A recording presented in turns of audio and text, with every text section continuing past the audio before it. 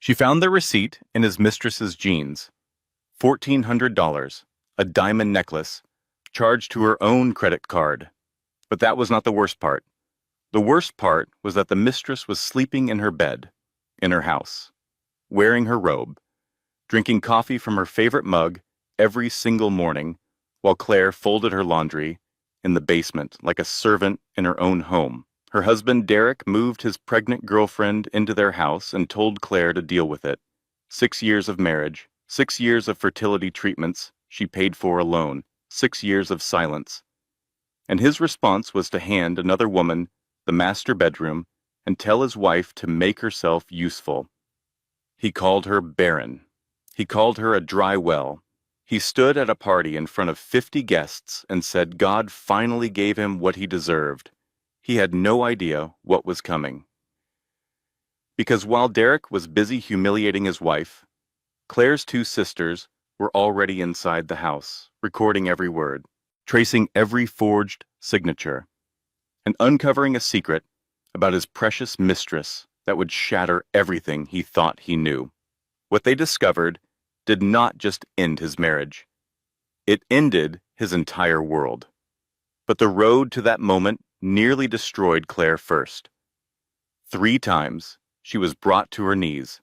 Twice she thought she had won, only to lose everything again. And the final twist? Nobody saw it coming. Not Derek, not the mistress, not even Claire. Sit back. Get comfortable. This one is worth every single minute. Outro. Lesson and value. This story is not about revenge. It is about the moment a woman stops asking permission to exist in her own life. It is about the difference between endurance and acceptance. Because staying quiet is not the same as being at peace. Claire did not win because she screamed louder. She won because she stopped shrinking. If there is one thing to carry with you from this story, let it be this. Your worth was never someone else's decision, not your partner's, not the world's. It was always yours. And the people who try to convince you otherwise are simply afraid of what happens when you finally believe it. If this story moved you, hit that like button so more people can hear it. Drop a comment and tell me, what moment hit you the hardest? Share this with someone who needs to hear that walking away is not weakness. It is the bravest thing you can do. And if you have not subscribed yet, join this family right now so you never miss a story like this one. We have so many more coming. Look at her. 6 years and nothing. You know what they call that where I'm from? A dry well. The words slithered through the bedroom wall like poison finding a crack.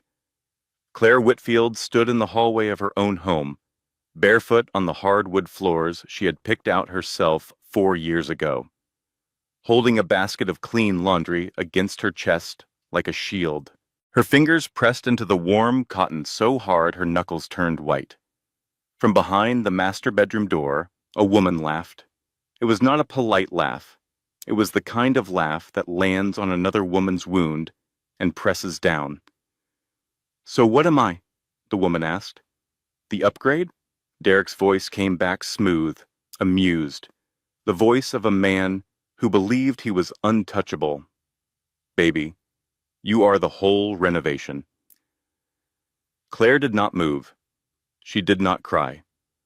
Something inside her chest shifted, not breaking exactly, but rearranging the way furniture moves in an earthquake before the whole structure comes down. She set the laundry basket on the floor silently, pulled her phone from her back pocket, and typed one word to her older sister Lauren. Now. Then she picked the basket back up and walked downstairs, because dinner still needed to be served. And Claire Whitfield had learned a long time ago how to keep moving when her world was falling apart. But here's the thing about Claire. She was not the woman Derek thought she was. Not anymore. And the story of how she proved that, how her sisters helped her burn his kingdom to the ground while he stood in the ashes wondering what happened, that story is worth every minute of your time. So, sit back, get comfortable, Because when Derek Whitfield decided to humiliate his wife in her own home, he had no idea that she had already started building the case that would destroy him. But the road to that moment nearly killed her first.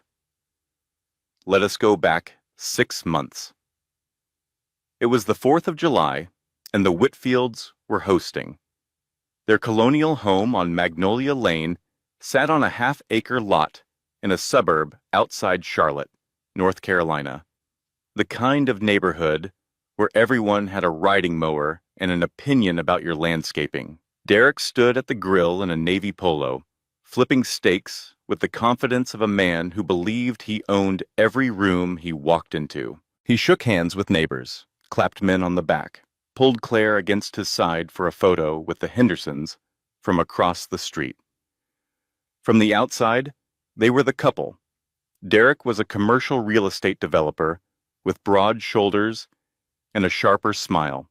Claire was a former interior designer who had given up her career 3 years into the marriage because Derek said it made more sense for her to manage the home. She had believed him. She had believed a lot of things. That night, after the last guest left and the tiki torches burned down to nothing, Claire sat on the edge of their bed and tried to talk to him about her appointment. "I have the fertility consultation on Tuesday," she said carefully. "Dr. Simmons wants to discuss the next round of options. I was hoping you could come with me this time." Derek did not look up from his phone. He was scrolling through something, his face lit blue in the dark room. "Do whatever you want, Claire. I am tired of hearing about it." The words landed like a door closing, not a slam. Worse, the quiet click of a lock. Claire lay awake that night staring at the ceiling fan going around and around, and she thought about something her mother once told her. When a man stops fighting with you, it does not mean he has made peace. It means he has made a decision. She did not know yet what Derek had decided, but her body knew. Her body had known for weeks, in the way she flinched when he came home late, in the way her stomach tightened when his phone buzzed face down on the counter, in the way she had started sleeping on the far edge of the bed, as if her subconscious was already practicing life without him. The next Tuesday, Claire went to the fertility clinic alone. She had been going alone for 2 years. Derek came to the first 3 appointments, back when they started trying, but his patience had the shelf life of milk. He stopped asking about results. He stopped pretending to care about hormone levels and cycle tracking and the small daily injections Claire gave herself in the bathroom, with the door closed. Dr. Simmons was kind. She had a calm voice and steady hands, and she never made Claire feel broken for something her body could not yet do. "Your numbers are actually improving, Claire," she said, reviewing the file. "I think IVF is a strong option for you. We could begin the protocol within 3 months if you are ready." Claire's eyes filled. She nodded quickly, pressing her lips together. "I am ready," she whispered. She drove home with the windows down, letting the warm Carolina air dry her face. For the first time in months, she felt something that was not dread. It was fragile and small, like a match struck in a dark room, but it was there. She decided she would not tell Derek. Not yet. Not until she had something concrete, something he could not dismiss or diminish. She would protect this one small flame from his indifference, that decision, that instinct to guard her hope, from the man who should have been guarding it with her, would later save her life. Not literally, but in every way that mattered. 3 weeks later, Claire was in the kitchen preparing pot roast. It was Derek's favorite, and she had learned that food was sometimes the only language he still accepted from her. The house smelled like rosemary and garlic, and for a brief moment, standing at the stove with late afternoon light coming through the window, she felt almost normal. Then she heard 2 car doors. She wiped her hands on a towel and moved to the front window. Derek's black SUV was in the driveway. He was walking around to the passenger side, and he was helping a woman out of the car. She was young, maybe 27, blonde hair pulled into a loose ponytail, wearing a fitted sundress that showed what Claire's eyes processed before her brain could catch up. The woman was pregnant, visibly, undeniably pregnant. Claire's hand found the window frame. She gripped it. Her vision narrowed like she was looking down a long tunnel, and at the end of that tunnel was her husband walking toward the front door with another woman's hand in his. The door opened. Derek walked in first. He did not meet her eyes. He never met her eyes anymore when he was about to do something cruel. He had a tell, and his tell was avoidance. "Claire," he said, and his voice had the flat tone of a man delivering a memo. "This is Tiffany. She is carrying my child. She is moving into the guest room." The world stopped. Not dramatically, not with a soundtrack. It stopped the way a heart stops, silently, and the silence is the thing that kills you. Tiffany stepped inside and looked around the foyer with the kind of slow scan that appraises rather than admires. She ran a finger along the console table. "It is cute," she said, "a little dated, but cute." Claire could not speak. Her mouth opened, but nothing came out, as if her body had decided that no words were adequate for this moment, and therefore none would be provided. Derek loosened his tie. "I have been patient, Claire. 6 years. A man needs a legacy. A man needs to know his name continues. I found someone who can give me that." He said it the way someone explains why they traded in an old car. Matter of fact, already decided, already moved on. Claire found her voice, small and scraped. "You cannot be serious." "I have never been more serious," Derek replied. He turned to Tiffany. "I will show you upstairs." Claire stood in her own kitchen, in the house she had designed and decorated and maintained and loved, and she listened to her husband's footsteps going up the stairs with another woman. She heard the master bedroom door open. She heard Tiffany say something, and Derek laugh. And Claire walked to the downstairs bathroom, locked the door, sat on the cold tile floor, and broke into pieces so quietly that no one in the house heard a thing. The next morning, Claire woke up in the basement guest room. It was not a decision she had made. It was a decision that had been made for her. The night before, after she had pulled herself off the bathroom floor and dried her face with a towel that smelled like the lavender soap she used to find comforting, she had walked upstairs to find the master bedroom door closed. Derek's voice came through it, low and warm, a tone she had not heard directed at her in over a year. She stood there for 11 seconds. She counted them.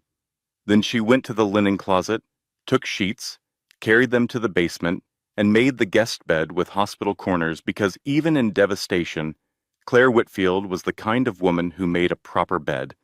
The basement room was small. It had a window that looked out at ground level onto the backyard, and the view was mostly mulch and the bottom of the fence. There was a dresser, a nightstand, a lamp with a beige shade. It was the room they used for Derek's mother on her annual Thanksgiving visit. Now it was Claire's. She did not sleep that first night. She lay on her back and listened to the house settle around her. All the familiar sounds now foreign, like hearing your own name pronounced wrong. The first week established the pattern. Derek and Tiffany occupied the master bedroom. Tiffany redecorated within 3 days using Derek's credit card.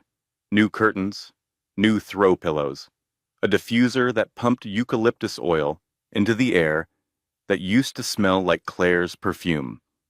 Derek started treating Claire like a tenant who had overstayed a lease. He spoke to her only when necessary, and when he did, his voice carried the bored impatience of a man addressing staff. "Make sure there's enough food for 3 now," he told her on the second morning. "Tiffany has cravings. She likes those little pastries from the bakery on Oak Street. Claire stared at him. You want me to shop? For her? I want you to be useful, Claire. That is all I have ever wanted. Tiffany settled into the role of the house's new queen with a speed that suggested she had practiced. She rearranged the living room furniture.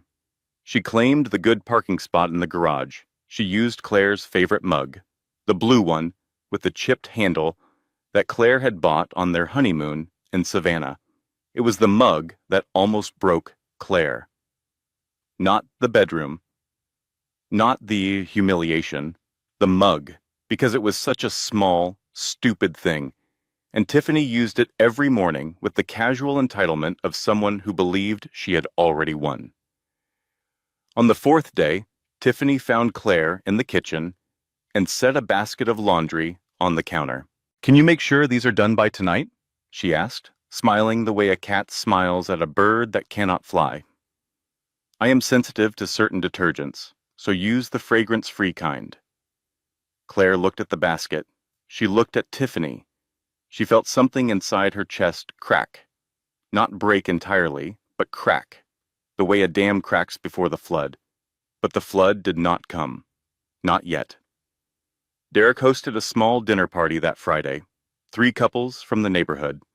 He introduced Tiffany as a family friend who was staying with them temporarily. But the way he touched the small of her back, the way Tiffany's hand rested on her belly with theatrical tenderness, the way Derek's eyes followed Tiffany across the room while Claire served appetizers in her own home, the truth was obvious to everyone at that table. No one said anything. That was the worst part.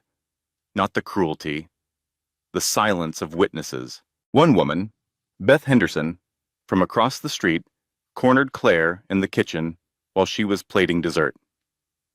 Are you okay? Beth whispered, her face tight with the discomfort of someone who wanted credit for caring without the cost of actually helping.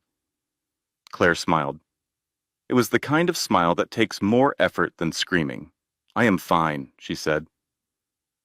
The crab dip turned out great. Did you try it? Beth nodded and retreated, conscience soothed, dessert in hand. That night, after the guests left and Derek and Tiffany retired upstairs, Claire sat on the basement bed and stared at her phone. The screen showed her contacts list. Lauren, Megan, Mom, 3 names, 3 women who would come if she asked. She had not called because she was ashamed. That is the thing about humiliation in a marriage. It makes you believe you are the only one who can see it, and that if anyone else saw it, the shame would double. So you hide. You hide in your own house, in your own silence, in the smile you give the neighbor who asks if you are okay. But on the 10th night, something happened that broke through the shame. Claire was folding Tiffany's laundry because she had stopped fighting that particular battle, and she found a receipt in the pocket of Tiffany's jeans. It was from a jewelry store in South Park Mall. A necklace. $1,400. Charged to Claire's personal credit card. Claire held the receipt and read it 3 times. Then she did not cry. She did not shake. She photographed it with her phone and placed the receipt back in the pocket as if she had never seen it. Something in her shifted. Not hope, not anger, something colder and more useful. Clarity. She called Lauren that night at 11:14. Her older sister answered on the second ring as if she had been waiting.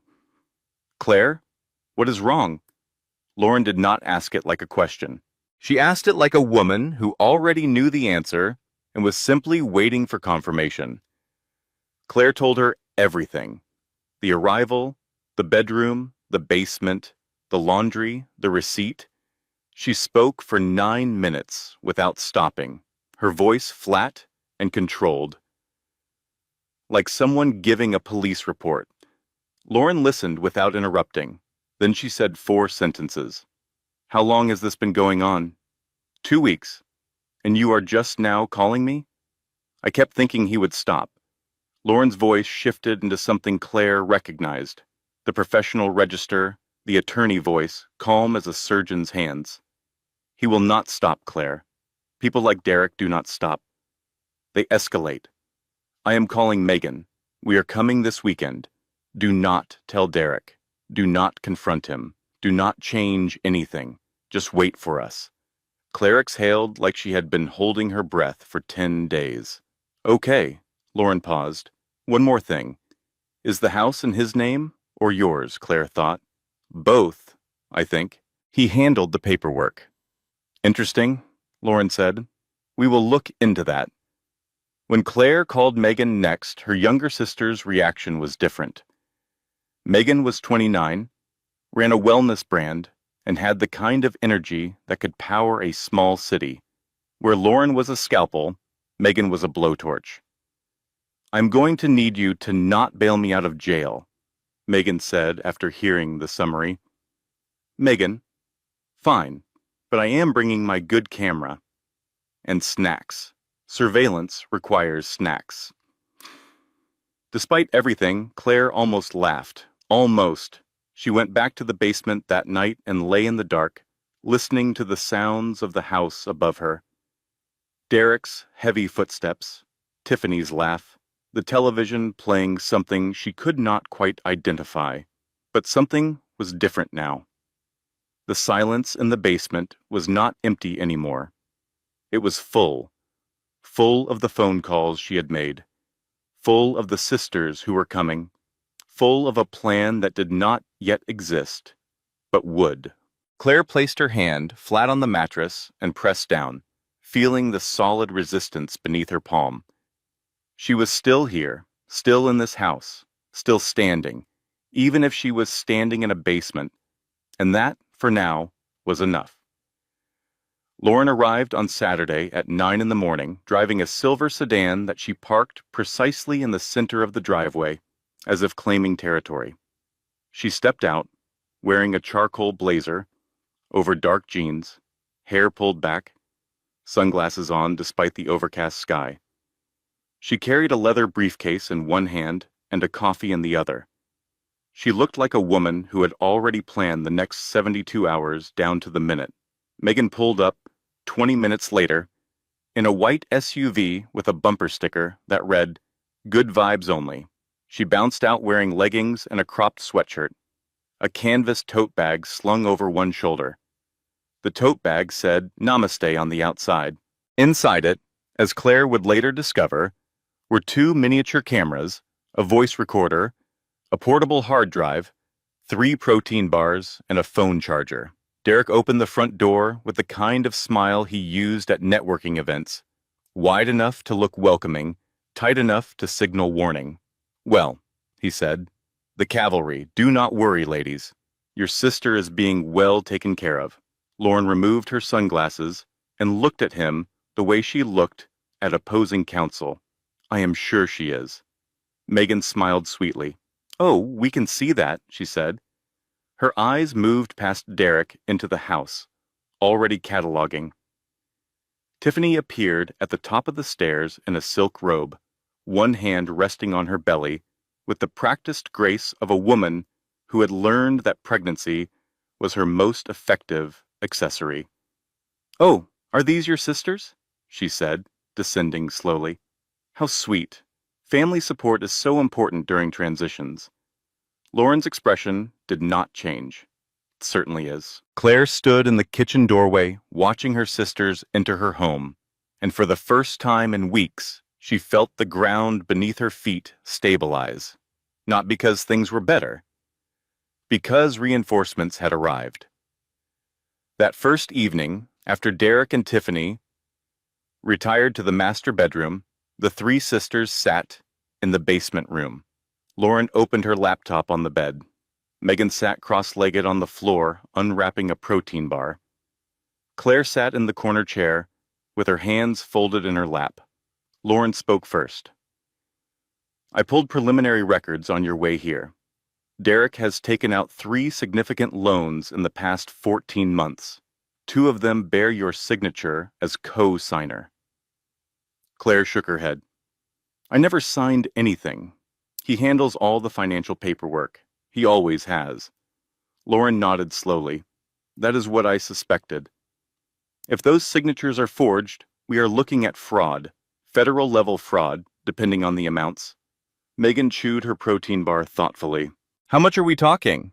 Lauren glanced at her screen. From what I can see so far, at least 300,000. But I have my husband Paul running a deeper trace. He is an accountant. If there is more, he will find it. Claire felt dizzy. $300,000? Under your name, Lauren confirmed. Tied to Derek's company. If his business fails, and from what I can tell it is already struggling, you are personally liable for those loans. The room was quiet for a moment.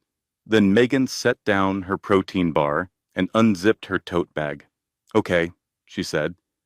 Where does Tiffany spend the most time being horrible? Claire blinked at the shift. The kitchen. She loves an audience. Megan pulled out a small camera, no bigger than a thumb drive. Perfect. Nobody suspects the coffee maker. Over the next 5 days, the sisters operated with the precision of women who had been underestimated their entire lives. Lauren made calls, quiet ones. From the backyard, pacing between the rose bushes Claire had planted their first spring in the house, she contacted Paul, who began tracing Derek's financial labyrinth. She called a colleague who specialized in family law. She requested property records from the county clerk.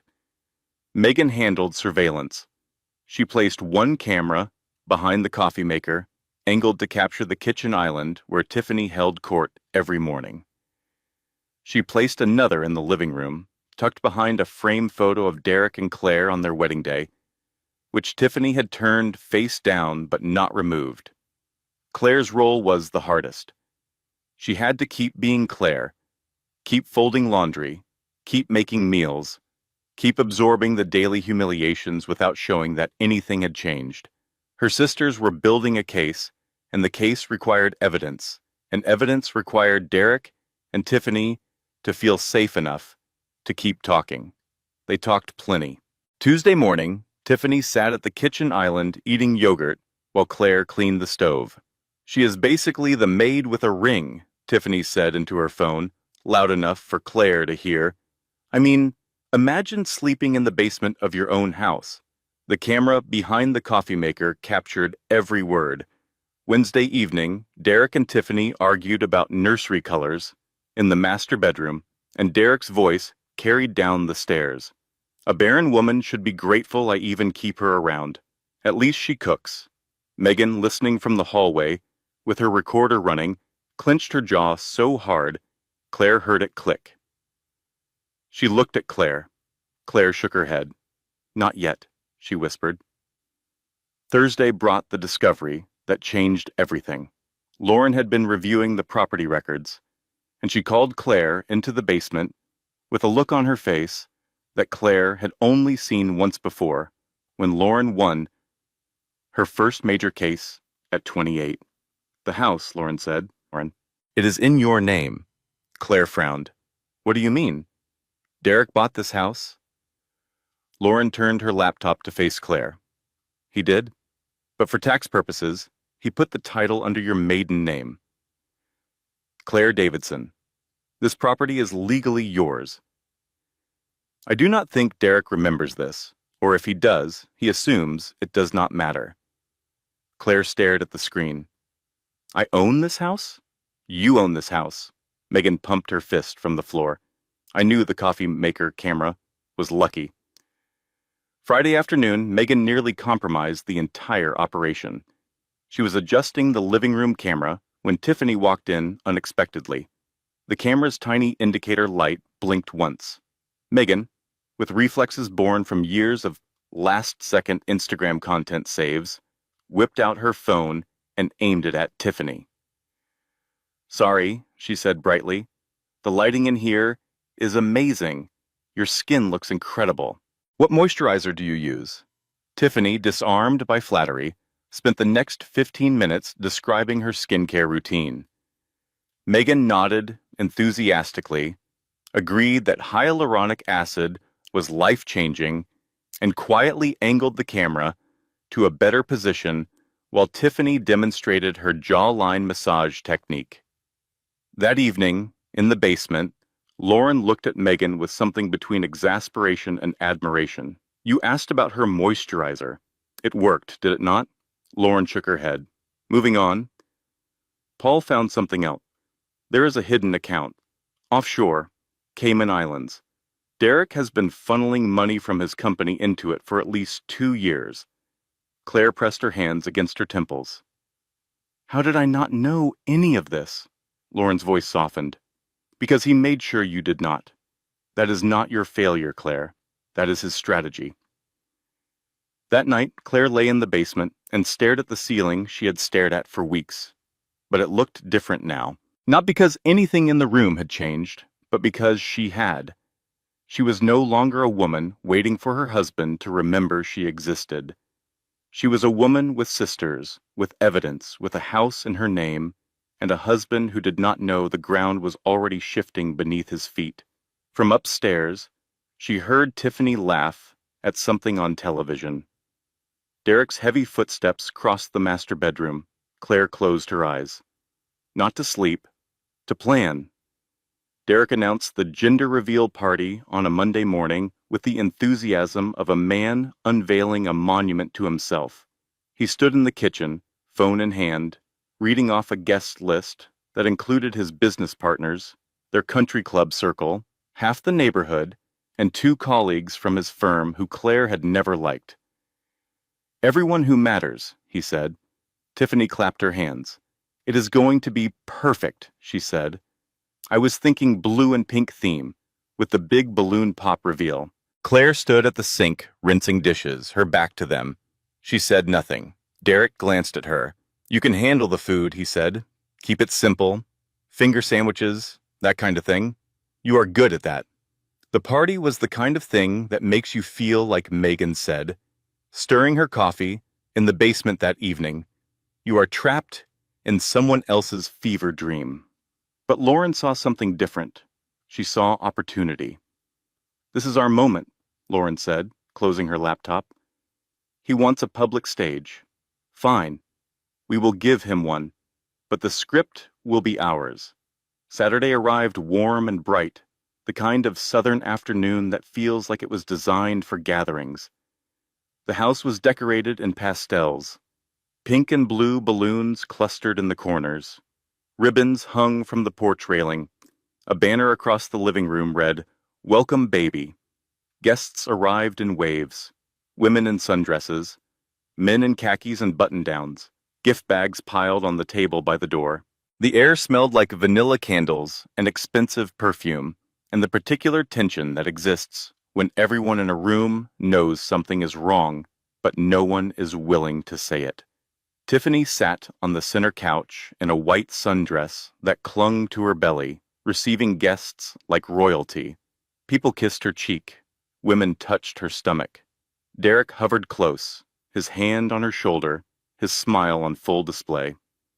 Claire moved through the party like a ghost in her own home. She carried trays of food. She refilled drinks. She smiled when spoken to, and disappeared when she was not. A few guests glanced at her with the uncomfortable pity of people who wanted to be kind, but not enough to be brave. Beth Henderson, from across the street, approached Claire near the punch bowl. This must be hard for you, Beth whispered. Claire's smile was flawless. The deviled eggs turned out great. Have you tried them? Beth retreated. Claire kept moving. Derek called for attention at 3:15. He stood in the center of the living room with a glass of sparkling cider while raised like a scepter. Everyone gathered. Phones came out. The air tasted like sugar and humiliation. I want to thank everyone for being here, Derek began, grinning. Today is a celebration of new beginnings. I have waited a long time for this. A long time, and God has finally answered my prayers. He paused for applause. People clapped, some enthusiastically, some with the careful restraint of those who could see Claire standing near the hallway. Sometimes, Derek continued, his voice rising with the confidence of a man who had never been publicly challenged. You think loyalty is enough, but a man needs results. A man needs legacy. He leaned toward Tiffany's belly and patted it with theatrical tenderness. This woman right here, he said, has given me what I always deserved. Claire's chest tightened. Megan, standing beside her, squeezed her wrist. Lauren, positioned near the dining table, caught Claire's eye and gave a single, almost imperceptible nod. It was time.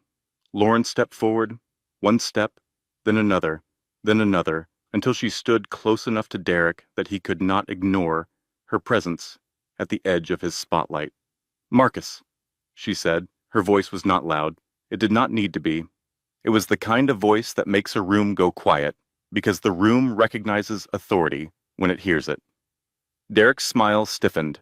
His name was Derek, not Marcus, but something about Lauren's calm made him pause, as if he recognized the shift in power even before he understood it. "What is it?" he said.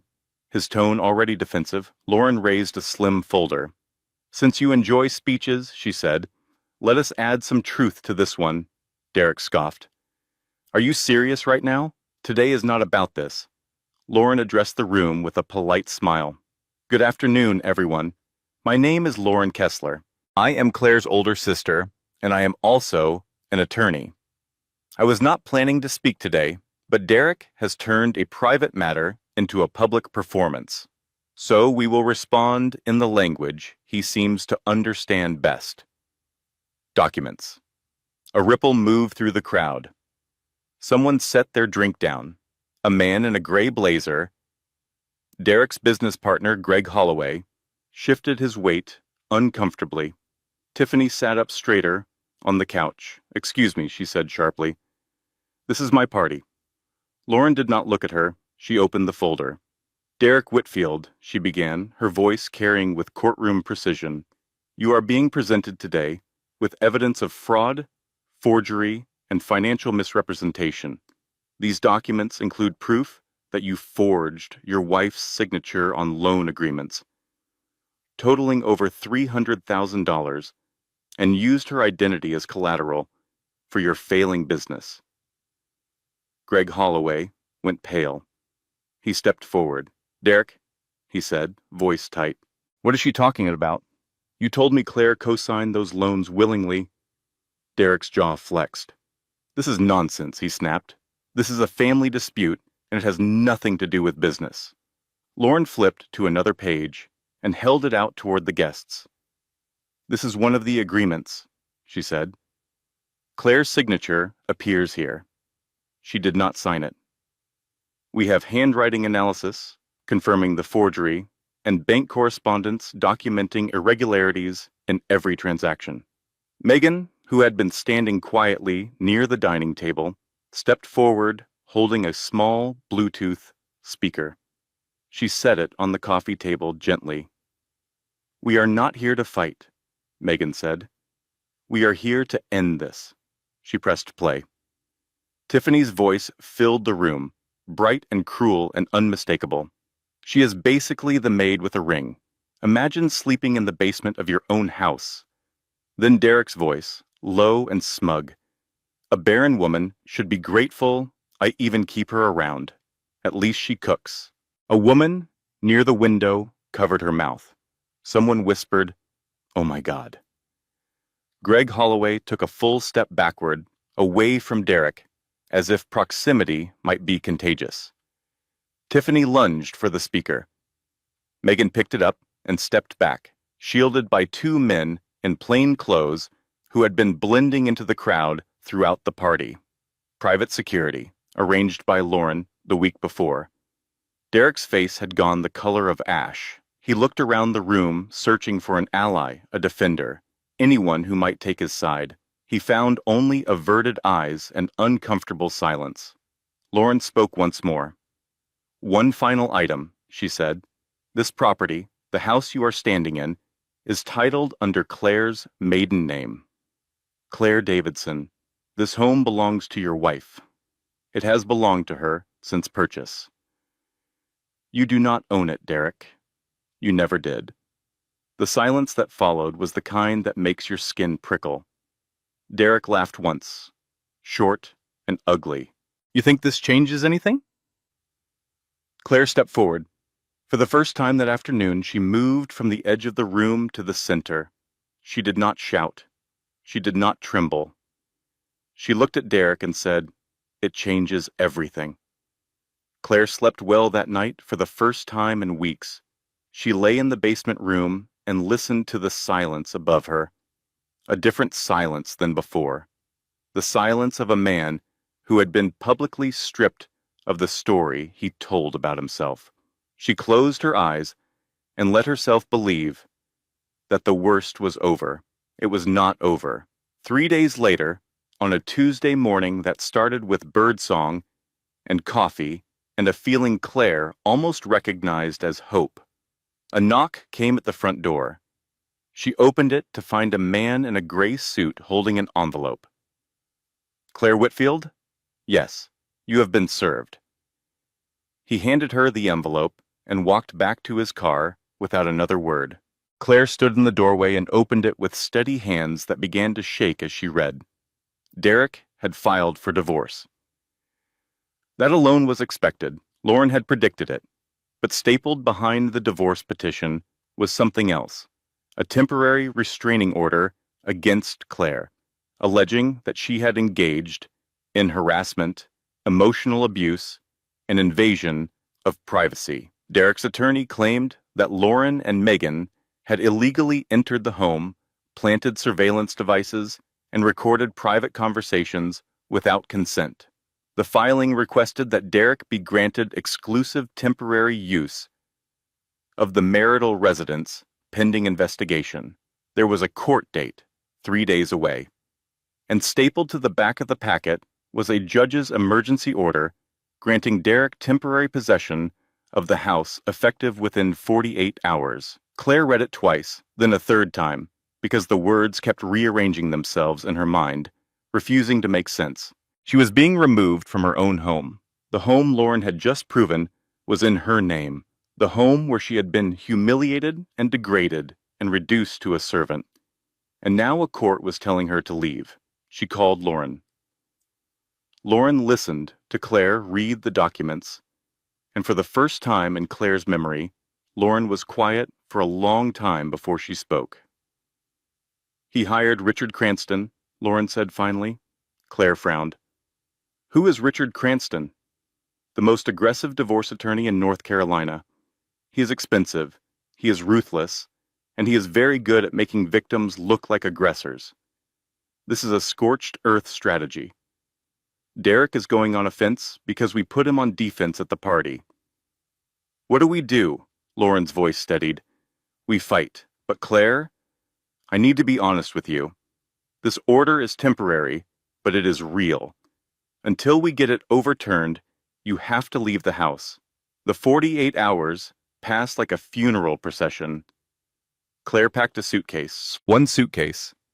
She folded her clothes carefully, because even now, even being pushed out of her own home, she refused to leave in chaos.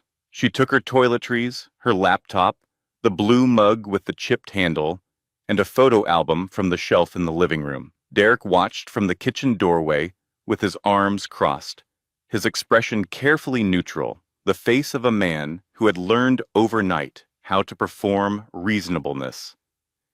"I did not want it to come to this," he said. Claire did not respond. She zipped her suitcase and rolled it toward the front door. Tiffany appeared at the top of the stairs. She was wearing a robe and eating an apple. She looked down at Claire with an expression that was not quite a smile but close enough. "Travel safe," Tiffany said. Claire walked out the front door and did not look back. Megan was waiting in the driveway. She had rented a small house 2 miles away the week before, on Lauren's instructions, because Lauren planned for contingencies the way other people planned for groceries. The house was modest, clean, with 2 bedrooms and a yard that backed up to a park. Megan had already stocked the kitchen.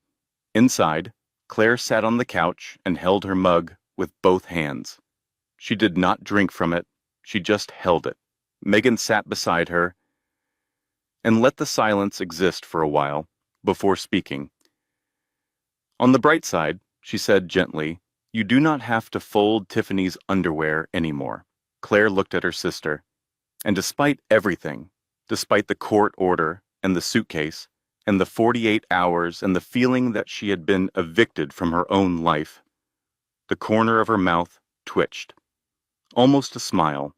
Not quite, but close. Lauren arrived that evening with her briefcase and a stack of files and the kind of focused energy that meant she had already been on the phone for 6 hours. Cranston's filing is aggressive but sloppy, Lauren said, spreading papers across the dining table.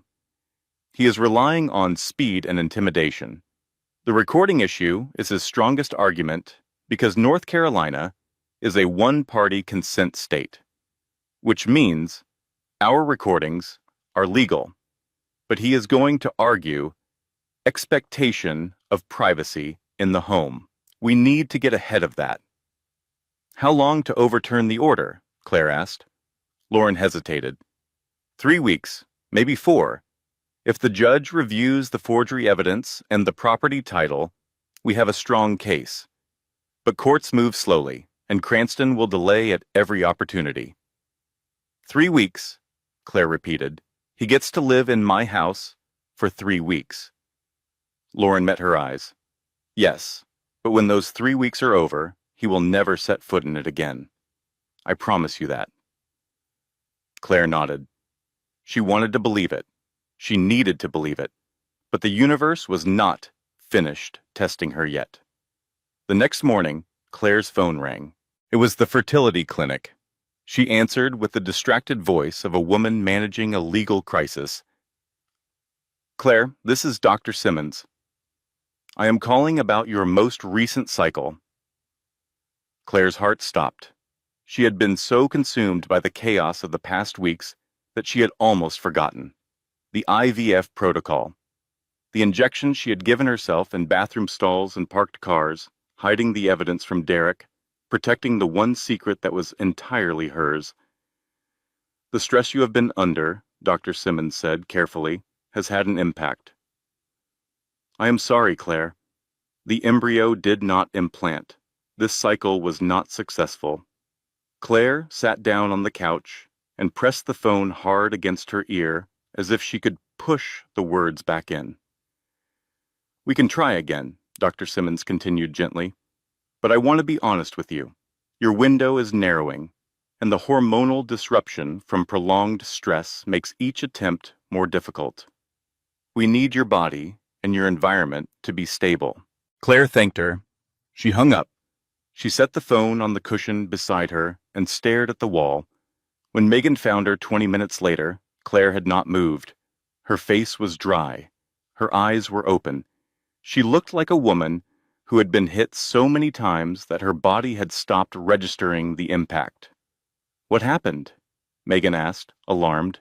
The IVF failed. Megan sank onto the couch. Oh, Claire. Claire's voice was flat. He took my house. He took my dignity. And now this. She paused. What exactly am I fighting for?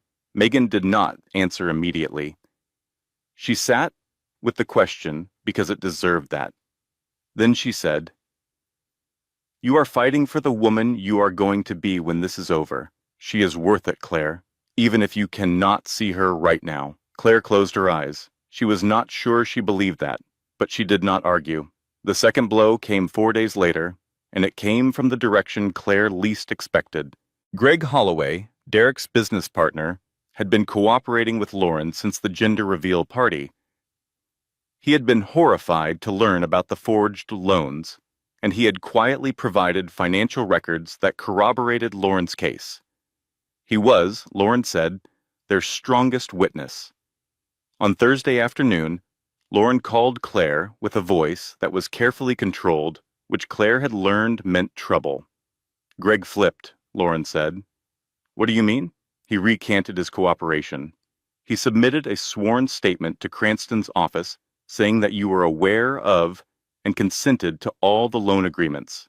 Claire gripped the phone. That is not true. I know it is not true. But Derek got to him. I do not know exactly how, whether he threatened him or offered something, but Greg is now on Derek's side. Our strongest witness just became their weapon.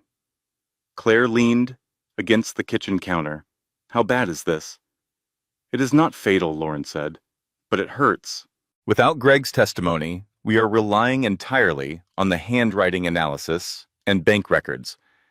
A good judge will still see the truth, but Cranston is going to use Greg's statement to create reasonable doubt. The third blow was the cruelest because it came from strangers. Derek's attorney leaked the recordings to a local news blog, not the full recordings. Selected clips, carefully edited, framed, under a headline that read, "Bitter wife and sisters secretly record pregnant woman in her own home." The story went live on a Friday. By Saturday morning, it had been shared 400 times. The comment section was a battlefield. This is so invasive. Pregnant women deserve privacy. Those sisters sound unhinged. Classic mean girl energy. Maybe the husband left for a reason. Just saying. People who had attended the gender reveal party were quoted anonymously. Most of them defended Claire, but their voices were buried under the louder, more outraged voices of strangers who had never met any of them and whose opinions were formed entirely by a headline. Someone left a note on Megan's car windshield. It said, "Mind your own business," in aggressive capital letters. Megan photographed it and sent it to Lauren. "We expected pushback," Lauren said. "This is Cranston's playbook. He poisons the well of public opinion to pressure a settlement. Do not engage. Do not respond. Let the noise happen." But Claire was drowning in the noise. She sat alone in the rented house that night after Megan went to bed, and she opened her laptop and read the comments. She knew she should not. She knew it was poison. But she read them anyway because sometimes pain is the only thing that feels real when everything else has been taken. At 2 a.m, Lauren found her staring at the screen. Lauren closed the laptop gently and sat beside her. "Stop," Lauren said. "Those people do not know you. They do not know what happened. They are reacting to a story that was designed to make you look guilty. That is not your truth." Claire's voice was barely audible. "Maybe he is right," she said. "Maybe I am the problem." Lauren gripped her sister's shoulders and looked her directly in the face. "Listen to me. That voice in your head, the one telling you that you are the problem, that is his voice. It is not yours. He put it there because a woman who believes she is broken does not fight back. You are not broken, Claire. You are under attack. There is a difference." Claire stared at her sister. She wanted to argue. She wanted to say that it was too much, that the IVF and the witness and the internet and the house and the basement and the mug, all of it, were too much for one person to carry. But Lauren's eyes held something that arguments could not touch. Certainty. Not the arrogant kind, the earned kind. The kind that comes from watching someone you love get knocked down and knowing, with every fiber of your being, that they are capable of standing back up. Claire did not respond, but she closed the laptop and went to bed. And in the morning, something was different. Claire woke before dawn on a Wednesday in October and made coffee. Not the rushed, distracted coffee of a woman in crisis. The deliberate, measured coffee of a woman making a decision. She sat at the dining table with a legal pad and a pen, and she wrote, not a letter, a plan. When Lauren came downstairs at 7, she found Claire surrounded by papers, her handwriting filling 3 pages in neat, organized columns. "What is this?" Lauren asked, picking up her own coffee. Claire looked up. Her eyes were different. Not harder, sharper. "For 6 weeks," she said, "you and Megan have been fighting for me. I love you for that. But it ends today. Not the fighting, my absence from it. Lauren sat down slowly, reading Claire's notes. Claire pointed to the first column. Derek has been claiming my medical expenses as business deductions. The fertility treatments. He used them to reduce his tax liability. I did not know until I pulled my insurance statements last night. But Dr. Simmons's office can confirm the treatments were personal medical expenses, not related to his company. Lauren's eyes widened slightly. That is tax fraud. It is, Claire confirmed. She pointed to the second column. Greg Holloway flipped because Derek has leverage on him. But I do not think Greg's wife, Sandra, knows what he is involved in. She and I used to be friendly. We went to the same church group. I want to talk to her. Woman to woman? Woman to woman. Lauren considered this. It is risky. If Greg finds out first, he could coach her. Then I will go today, Claire said. She arrived at Sandra Holloway's door at 10 in the morning. Sandra unanswered in yoga pants and a confused expression. Claire, she said. I was not expecting you. I know, Claire said. May I come in? They sat at Sandra's kitchen table with cups of coffee that neither of them drank. Claire told Sandra the truth. All of it. The forged loans. Greg's initial cooperation. The flip. The sworn statement. Sandra listened without interrupting, her face moving through confusion, anger, disbelief, and finally a settled, cold fury that Claire recognized because she had worn that face. Herself in the basement. He told me he was not involved, Sandra said quietly. He told me Derek's problems were Derek's problems. They are, Claire said. But Greg signed documents too, and now he is lying under oath to protect Derek. I am not here to threaten you or Greg. I am here because you deserve to know the truth, the same way I deserve to know the truth about what was happening in my own home. Sandra stared at her coffee for a long time. Then she looked up with eyes that could cut glass. Thank you for telling me, she said. Claire left without asking for anything. She did not need to. That evening, Lauren's phone rang. It was Greg Holloway. His voice was tight and thin, the voice of a man whose wife had just restructured his understanding of consequences. I will recant the statement, he said. I will cooperate. My wife, he paused. My wife said she would leave me if I covered for that man one more day. Lauren allowed herself a small, professional smile. I will send the revised affidavit in the morning. Meanwhile, Claire had been going through her own email. For hours, thousands of messages going back 5 years, she was looking for something specific, something she remembered Derek saying once, a throwaway comment he had made about the loans that she had not understood at the time. She found it at 11:47 at night. An email from Derek to his accountant sent 18 months ago, CCing Claire on what he clearly assumed she would never read. The email said, Claire will not notice. She never checks the paperwork. Just use her signature from the mortgage closing and duplicate it. Same pen pressure, same angle. No one will question it. Claire read it 3 times, then she printed it. Then she walked into Lauren's bedroom and placed it on the nightstand. Lauren picked it up, read it, and looked at Claire with an expression that was not quite pride but close. That is the smoking gun, Lauren said. I know, Claire replied. Megan, who had appeared in the doorway rubbing her eyes, read the email over Lauren's shoulder. She let out a low whistle. He literally emailed his crime, Megan said, to his accountant, with your name in the recipient field. Not his finest moment, Lauren agreed. Can you imagine, Megan continued, being dumb enough to commit fraud and then create a paper trail?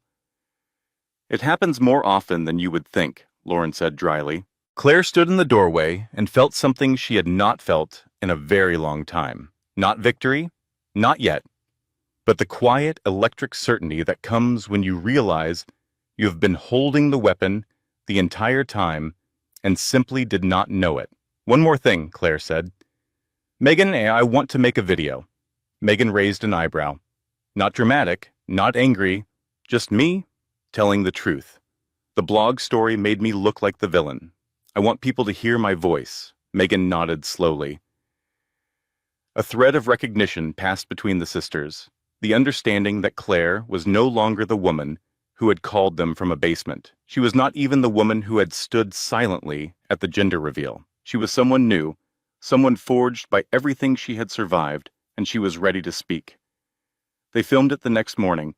Claire sat in the living room of the rented house, dressed simply, no makeup performance, no dramatic lighting. She spoke directly to the camera for 4 minutes. She stated facts: the marriage, the infidelity, the mistress in her home, the forged loans, the eviction from her own property. She did not cry. She did not raise her voice. She spoke with the steady calm of a woman who had stopped needing anyone to believe her and started needing only to be honest. "My name is Claire," she said at the end. "I am not telling you this for sympathy. I am telling you because someone tried to silence me, and silence is the only thing I refuse to give him." Megan posted it that afternoon. Within 48 hours, it had been shared 11,000 times. The comment section reversed like a tide. "I am so sorry this happened to you. Those sisters are incredible." He emailed his own crime? What an absolute fool. Public opinion shifted, not because Claire performed pain, because she told the truth without decoration, and the truth, it turns out, does not need a soundtrack. The court date arrived on a cool November morning. Lauren wore her best suit. Megan carried a backup battery for her phone and 2 granola bars. Claire wore a navy dress she had bought the day before, not because she cared about impressing the judge, but because she wanted to feel like herself for the first time in months. Derek sat on the opposite side of the courtroom with Richard Cranston, who was exactly the kind of attorney Lauren had described: expensive suit, aggressive posture, the practiced calm of a man who earned his living making other people uncomfortable. The judge was a woman in her 60s with reading glasses and an expression that suggested she had heard every version of every story and was no longer interested in theater. Lauren presented the case methodically. The forged signatures, the handwriting analysis, the email from Derek to his accountant, Greg Holloway's revised testimony, the property title and Claire's maiden name, the bank records showing unauthorized transfers. The recordings, which Lauren argued were legal under North Carolina's one-party consent statute. Cranston fought every point. He questioned the recording's admissibility. He challenged the handwriting analysis. He painted Claire's sisters as meddling instigators who had violated Derek's privacy. He was skilled, and there were moments when his arguments landed with enough force to shift the energy in the room. But Lauren had something Cranston did not. She had the truth, and she had the email where Derek literally described how to forge his wife's signature. When Cranston attempted to explain the email as a misunderstanding taken out of context, the judge looked at him over her reading glasses and said, "Counsel, the email says, duplicate her signature and no one will question it. What context would you suggest improves that?"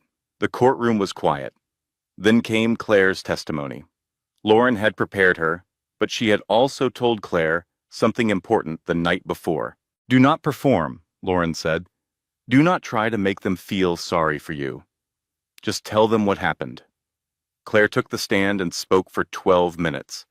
She described the day Tiffany arrived: the basement room, the laundry, the mug, the baby shower where her husband called her barren in front of 50 people, the loans she never signed, the IVF she was undergoing alone because her marriage was too unsafe to share her hope. She spoke with the kind of calm that only comes from having already survived the worst version of the story. Her voice did not waver. Her hands were still. She looked at the judge, not at Derek, because Derek was no longer the audience that mattered. Then she turned and looked at him anyway. "I was undergoing IVF, Derek," she said. "I was approved for treatment the week you brought her into our home.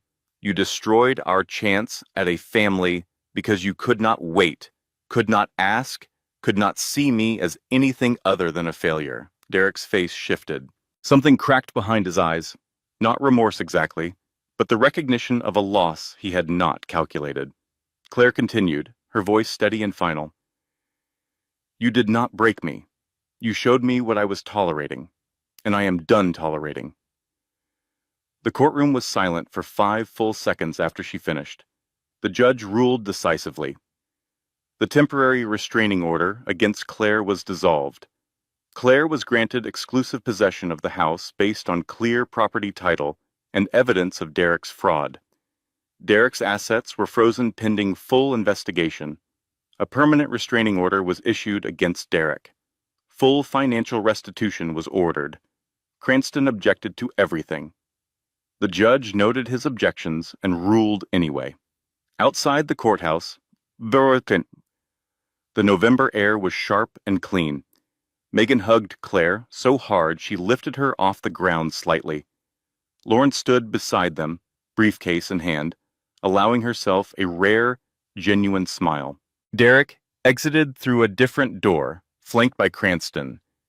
He looked across the parking lot at Claire and opened his mouth as if to speak. A security guard stepped between them. "Sir, please maintain distance per the court order." Derek stood there, words dissolving before they formed, and watched Claire walk to her car with her sisters. Tiffany was not in the courtroom.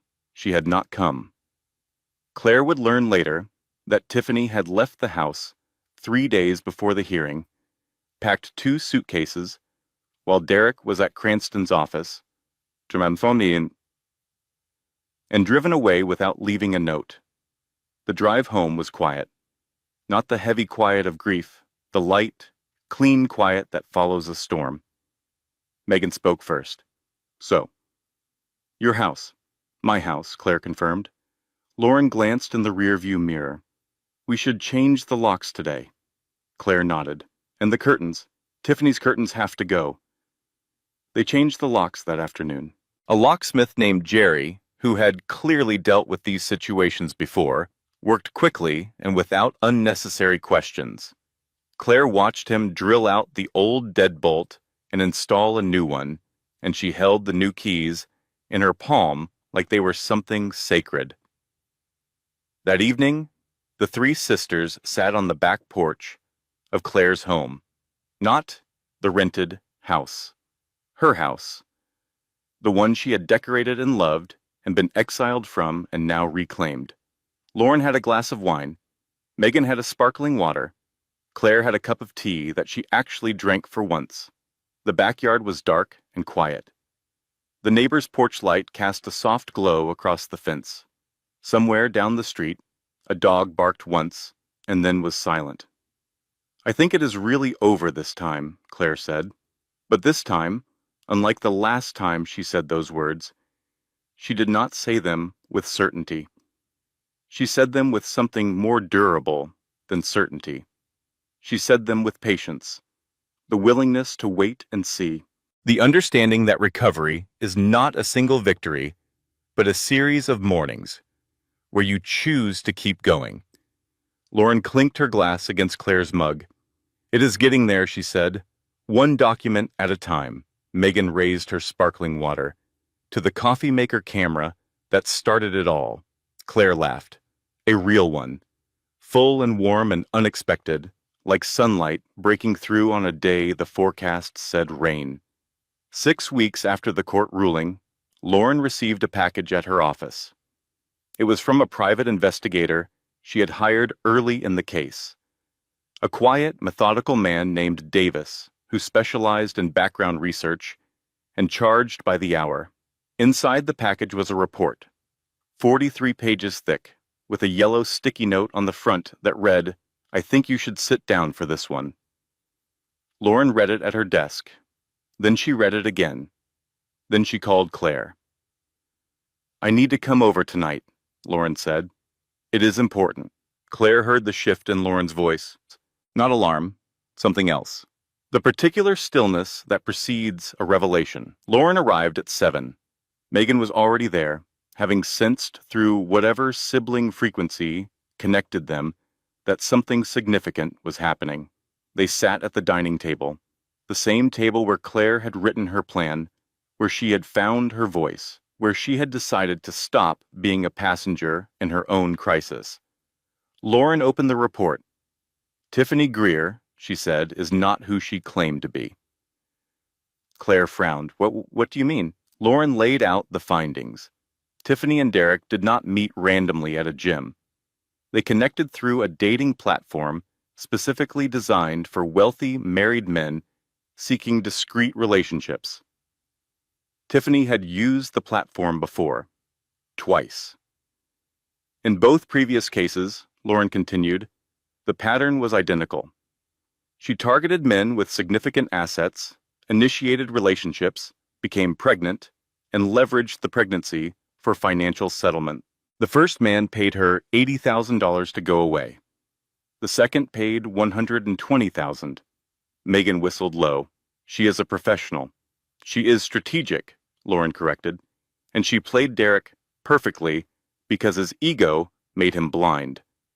But the report contained something else, something that made Claire set down her tea and stare at Lauren in silence for a long time. The investigator found evidence that during the period of conception, Tiffany was also involved with another man, a personal trainer in a neighboring town. The timeline overlapped with her relationship with Derek. "You are saying the baby might not be his," Claire said. "I am saying no paternity test has ever been done," Lauren replied.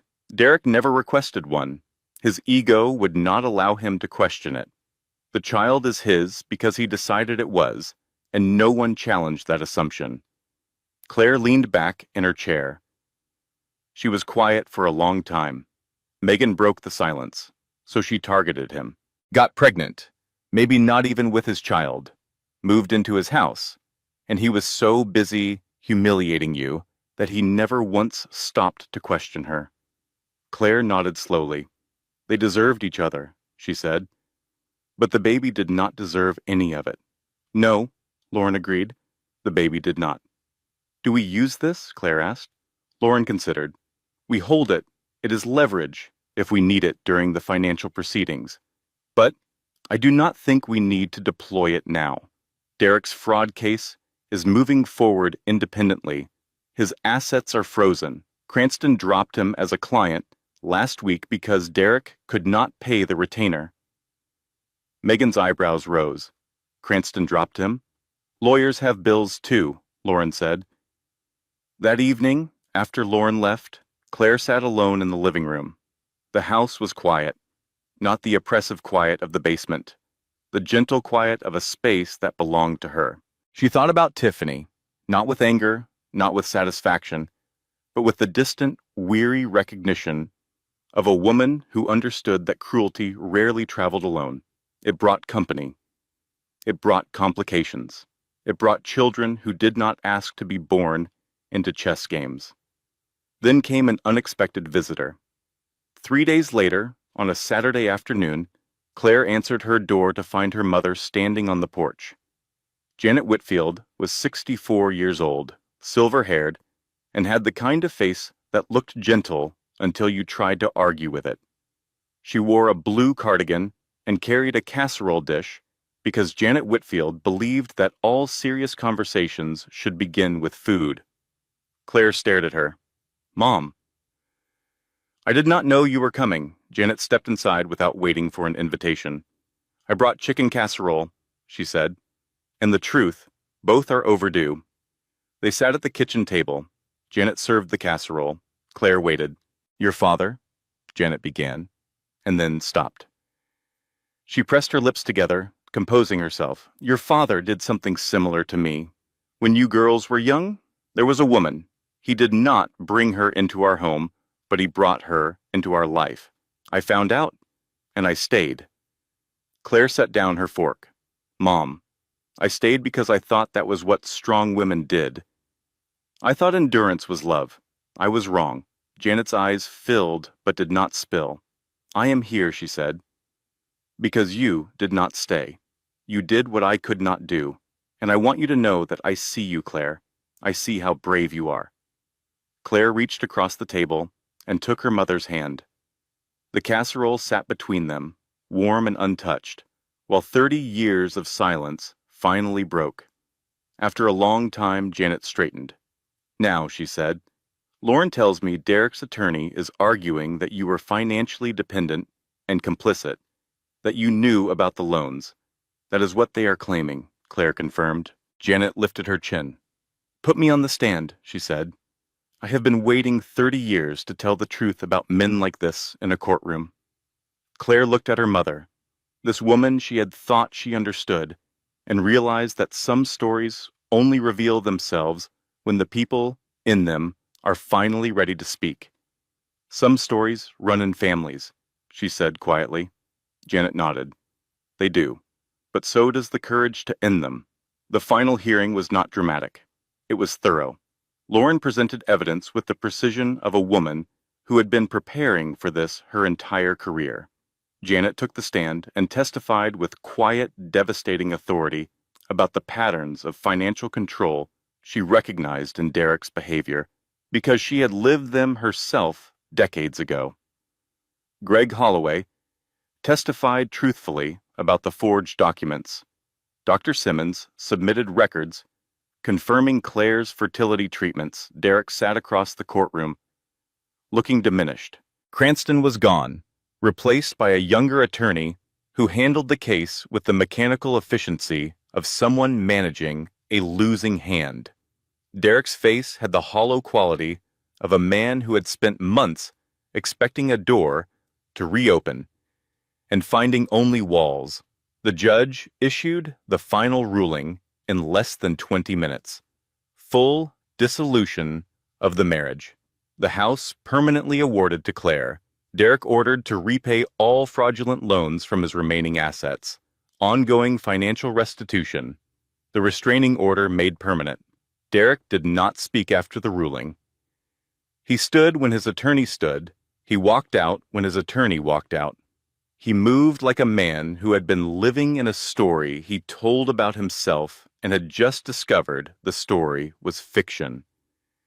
Claire walked out of the courthouse into December air that felt like the first clean breath after a long illness. Lauren walked beside her. Megan was waiting by the car, holding 2 coffees and a look of barely contained joy. "She'll be fine," Megan said into her phone. "She just won." "Yes, Mom. I will tell her you said that." "Yes. I love you too. Chicken casserole would be great." "Okay. Bye." She hung up and handed Claire a coffee. "Mom says she is proud of you, and she is making another casserole." Claire took the coffee and stood in the parking lot for a moment, feeling the cold air against her face, feeling the weight of the past 8 months lift. Not all at once. Not like a curtain being pulled. More like snow melting, gradual, steady, irreversible. The months that followed moved at the pace of healing, which is to say, slower than Claire wanted and faster than she expected. She returned to interior design, starting with small projects, a kitchen remodel for a friend of Lauren's, a nursery for a woman at her church who was expecting twins.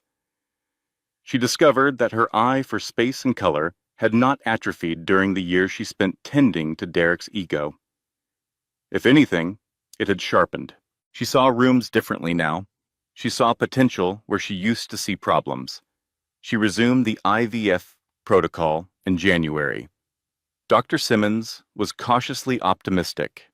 Claire's hormone levels had stabilized. Her body, freed from the constant cortisol of living under siege, was responding. The treatments were difficult, There were days when the injections left her sore and the hormones left her weeping at television commercials. But she had Megan driving her to appointments and Lauren handling the remaining legal threads and her mother calling every Sunday with updates about her garden and unsolicited opinions about Claire's protein intake. She was not alone. That was the difference. Not just that she had people around her, but that she had finally let them in. Derek had taught her that asking for help was weakness. Her sisters taught her it was strategy. Spring came, and with it, the news Claire had stopped daring to hope for. Dr. Simmons called on a Tuesday afternoon. "Claire," she said, and her voice had a warmth that medical professionals usually reserve for very specific moments. "Your test came back positive." Claire sat down on her kitchen floor.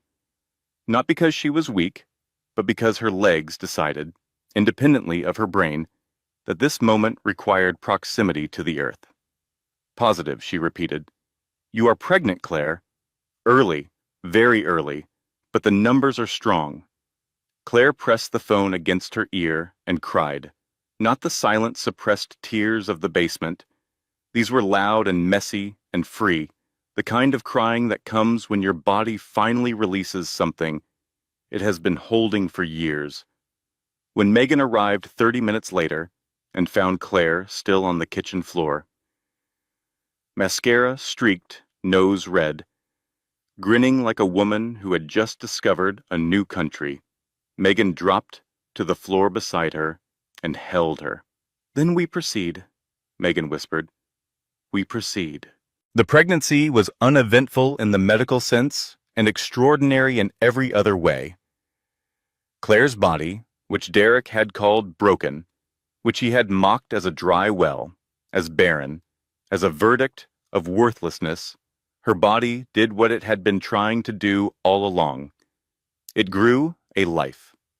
The baby arrived in October, exactly 1 year after Claire had sat at her dining table and written the plan that changed everything. A girl, 7 pounds, 4 ounces, a full head of dark hair, and a cry that filled the delivery room like a declaration.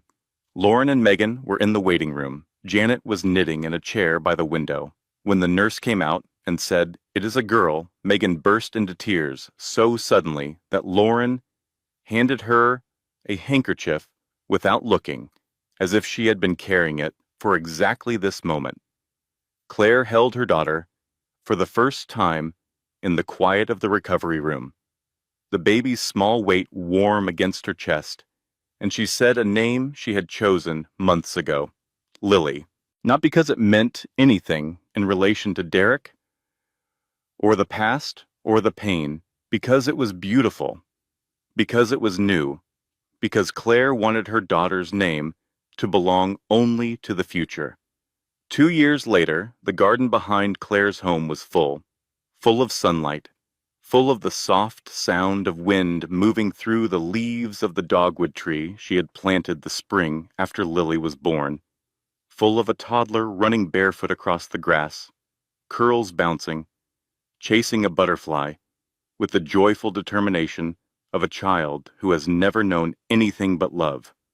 Claire watched from a patio chair, a book open on her lap that she had not read a single page of, because watching Lily was better than any story ever written. Lauren sat nearby, her phone for once face down on the table, present in a way that had nothing to do with legal strategy and everything to do with being an aunt. Megan was filming Lily's butterfly chase for Instagram, narrating quietly, and the butterfly escapes again. Our heroine is undeterred. Janet rocked gently in a chair by the back door, knitting something yellow, her face soft, with the particular piece of a woman who had lived long enough to see her family break apart and come back together in a shape that was stronger than before. "You did it," Megan said, setting her phone down. Claire shook her head. "We did it." Lauren looked up. "Absolutely. No one walks out of a fire alone." Lily ran to Claire and climbed into her lap, small hands grabbing her cheeks. "Mommy," she said, beaming.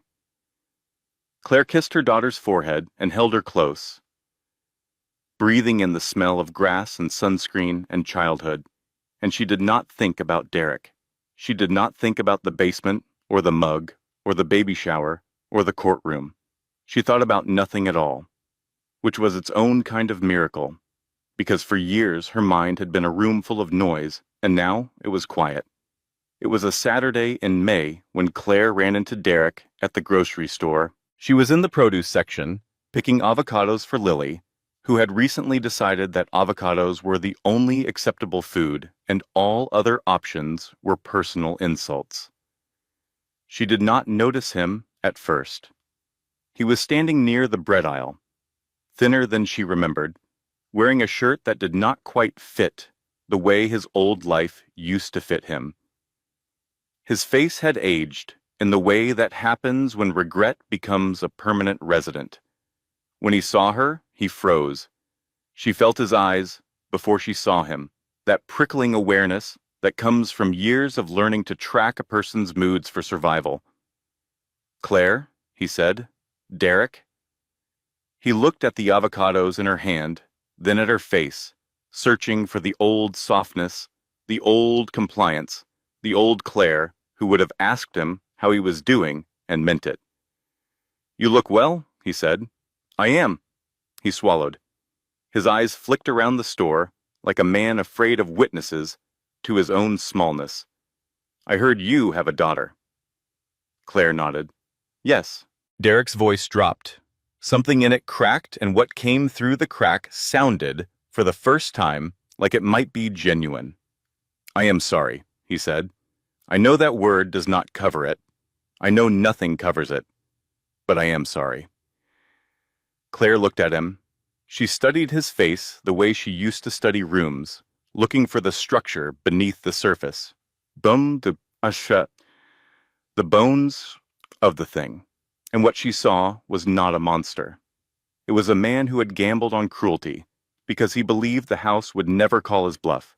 And now he was standing in a grocery store with nothing to show for it, but a word that came too late. "I accepted your apology a long time ago," Claire said. Derek's eyes widened. Hope flickered. "Not because you earned it," Claire continued, gently closing the door she saw him trying to open. "Because I refuse to carry you inside me as poison." Derek's shoulders sagged. "Do you ever think about us?" Claire thought about the bruised nights, the guest room that became a basement, the mug Tiffany drank from every morning, the gender reveal, the courtroom, the kitchen floor where she learned she was pregnant, Lily's first word, which was more, spoken while reaching for blueberries. "I think about what I learned," she said. "I do not think about going back." Derek's mouth opened as if to argue, but there was nothing to argue with. Claire was not angry. She was not wounded. She was finished. And finished is the one thing a man like Derek cannot fight, because it means he no longer matters enough to oppose. "I wish you healing," Claire said, "but you will not find it through me." She walked past him without rushing, without shaking, without looking back. She paid for her avocados and drove home and made Lily dinner and did not think about Derek again that evening or any evening after. But the story had one final chapter. 3 weeks later, Claire found a thick legal envelope on the dining table when she came home from a client meeting. Lauren had left it with a handwritten note that said, "You should see this. Up to you what to do with it." Claire sat down and opened the envelope. Inside was a document from a family court proceeding. Tiffany had filed for child support from Derek. Derek, in response, had finally done what his ego had prevented him from doing for over 2 years. He had requested a paternity test. The results were in the envelope. The baby was not his. Claire read the results twice. She set the paper down on the table and sat very still. She did not feel triumph. She did not feel satisfaction. She felt a strange, hollow compassion for a man who had destroyed everything: his marriage, his home, his finances, his reputation, chasing a legacy that was never his to begin with. He had called Claire barren. He had called her a dry well.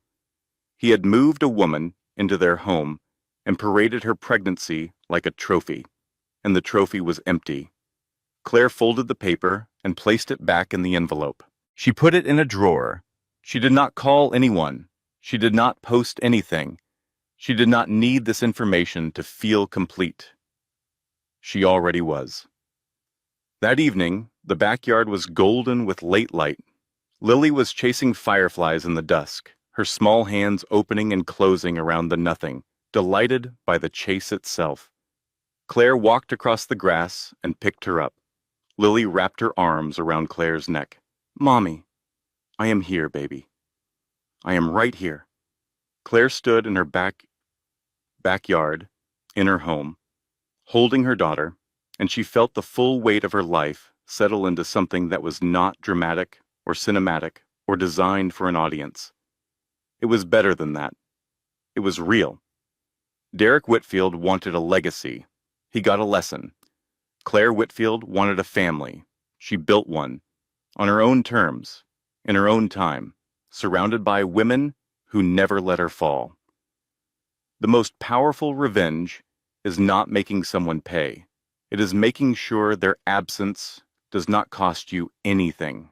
And somewhere, in a house on a quiet street in North Carolina, a woman held her daughter while fireflies blinked in the fading light, and she did not need anyone to witness her strength. She lived it. And that was the final justice. Disclaimer. Final closing line. All content on this channel is originally researched, developed, and manually edited by our team to deliver meaningful stories with real-life lessons. Thank you for being part of this journey.